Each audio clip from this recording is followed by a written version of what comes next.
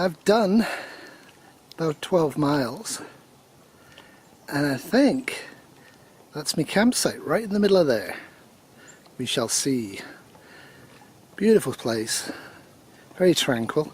There are a few cottages on the south side, but not that many. Almost none on this side, and large areas where there's nothing at all. So yeah, I am a little bit out of shape, and I am feeling it, especially in my right shoulder, which is to be expected, which is why I'm doing the longest leg on the first day and then having 2 nights in the first camp. And I'm looking forward to getting to the campsite, and the first thing I'm going to do is I'm going to brew a coffee. Second thing I'm going to do is put the tent up. Although it doesn't look it, we have major thunderstorms forecast for tonight around about 9 o'clock. And you never know at this time of year, they could hit at 3 in the afternoon.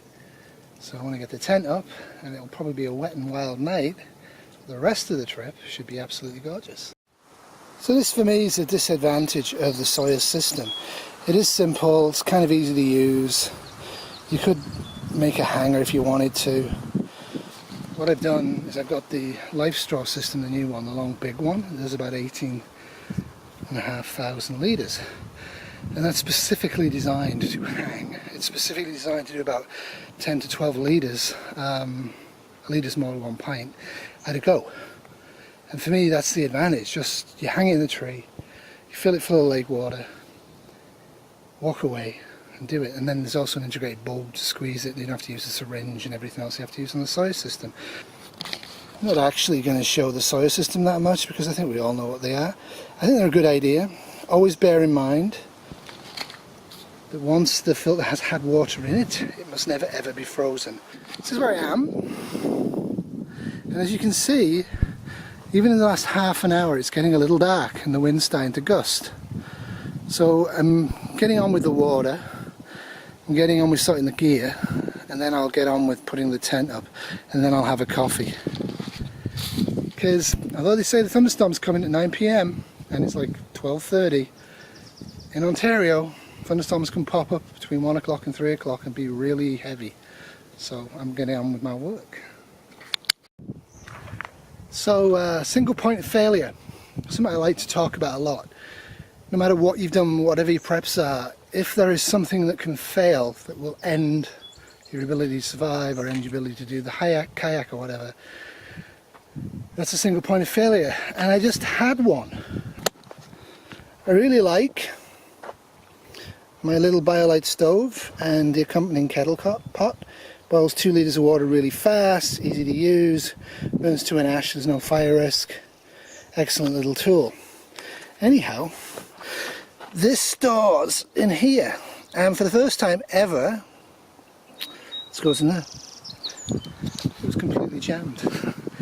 I couldn't get it out with my knife, but I got it out with the buck, and it's something I'm going to have to really look at carefully when I reload it. If I'm not able to actually boil water, I can drink water because I have tablets as reserve and I have the Sawyer system, but what I won't be able to do is cook any dehydrated meals, which means I'm going to get very hungry. Now, I did consider a single point of failure, and I brought 4 of these. It's cost about $1. They're vegan, you can eat them cold. With the weather like it is, that actually probably wouldn't be that bad an idea. And I have plenty of extra bars and stuff like that, and I could use the porridge cold, because you can use oats cold, you just put the water in the night before. It's perfectly fine, no cook oats, it works great. But I really don't want to do that, because I'd have to go quite hungry. Now, I could argue I should go hungry, but yeah. So single points of failure. Another point of single failure would in fact be the tent. If the tent fails, I don't have an alternative sleeping arrangement. Now I do, because as you'll notice I have a ground sheet and to go with the tent. I also have a saw ready to rock and roll if I need to as an emergency bivvy. That and the sleeping bag and the liner and stuff like that, I'd be good to go. So that single point of failure I took care of. I have 2 knives, I have multiple batteries, I have all of these single points of failure taken care of, except for the stove. It's never failed on me, and it almost did. Alright, I gotta get a coffee. Bye.